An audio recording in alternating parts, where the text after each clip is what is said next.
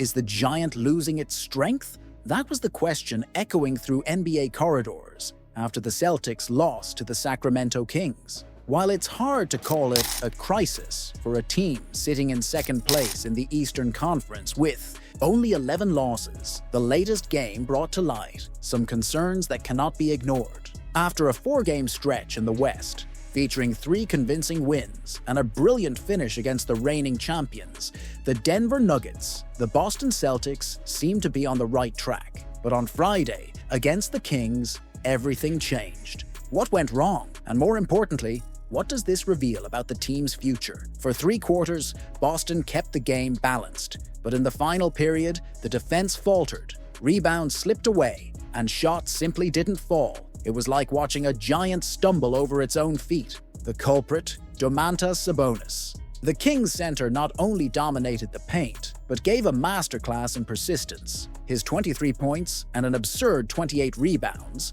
many of them on second-chance opportunities, were fatal for the Celtics, who seemed incapable of matching Sacramento's relentless pace. After the final buzzer, the mood was one of frustration, but also hope. Kristaps Porzingis was straightforward. "We'll overcome this. I'm confident we'll bounce back. These less-than-beautiful moments are normal, but believe me, we'll find our rhythm again." Jaylen Brown, on the other hand, took a more critical but equally optimistic tone. "The film doesn't lie. We need to take the criticism, improve, and do whatever it takes to win. This is part of the journey. It may not be as pretty as some would like, but I believe in this team and these guys."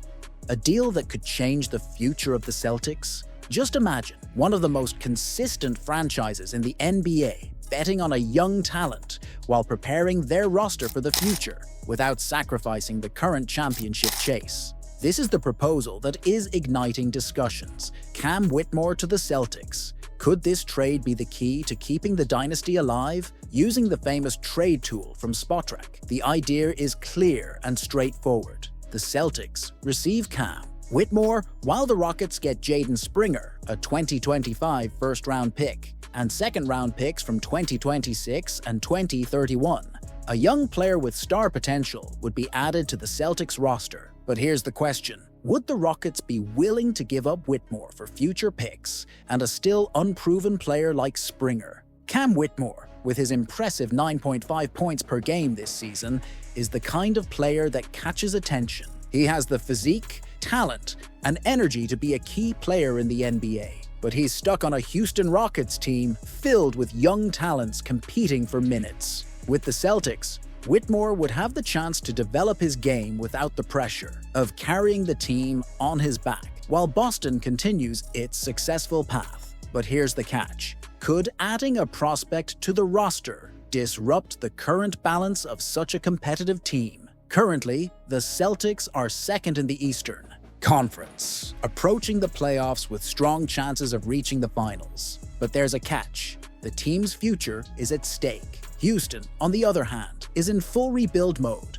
and prioritizing accumulating assets. Springer, despite modest numbers, 1.2 points per game, is seen as promising by many teams. Additionally, adding multiple draft picks gives them more flexibility to shape their roster in the coming year.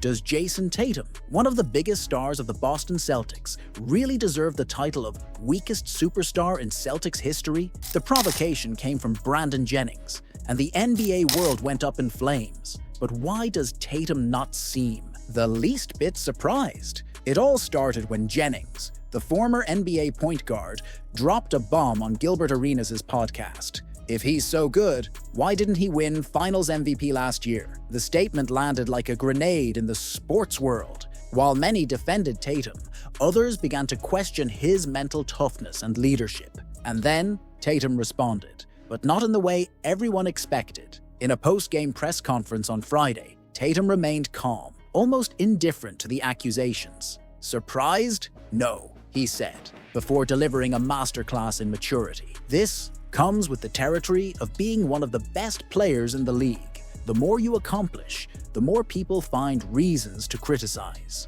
The 26-year-old star, who has already played 9 seasons in the NBA, carries the weight of being the face of one of the most iconic basketball franchises. He further emphasized how such criticism is common in the careers of the greatest players. When you see the comments about other greats from the past, you can even laugh. It's just part of the journey. Jennings, however, didn't stop there. On his social media, he mocked Tatum with the caption, "softest superstar in Celtic history," and provocative emojis. The confrontation gained even more intensity when Celtics head coach Joe Mazzulla decided to address the issue with his players, showing Tatum and Jaylen Brown examples of criticisms that other NBA greats faced at different points in their careers. With the Celtics positioned as one of the favorites to win the title this season, Tatum seems more focused on playing than responding to attacks. He made it clear that the criticism doesn't shake him. "If I weren't who I am,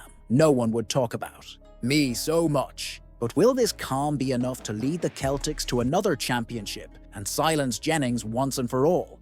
$288 million contract. Amid controversies. Have you ever imagined being at the center of the NBA spotlight, but for a reason that divides opinions? That's exactly what happened with Jaylen Brown, star of the Boston Celtics, who was recently listed as one of the 5 worst contracts in the NBA currently. A bold statement, don't you think? But what led a player, a 3-time All-Star and Finals MVP, to be included in this controversial list? Last Sunday, Andy Bailey of Bleacher Report brought up a thorny issue. In his assessment, Brown's contract, a Supermax 5-year extension worth a staggering $288 million, ranks 4th among the worst in the league. It's alongside big names like Kawhi Leonard, Jeremy Grant, and Bradley Beal. The reasoning? A combination of factors such as age, injury history, and performance relative to the financial impact of the contract. But does this assessment do justice to the player who led the Celtics to a title? Or are we witnessing an exaggerated narrative that doesn't reflect his true contribution?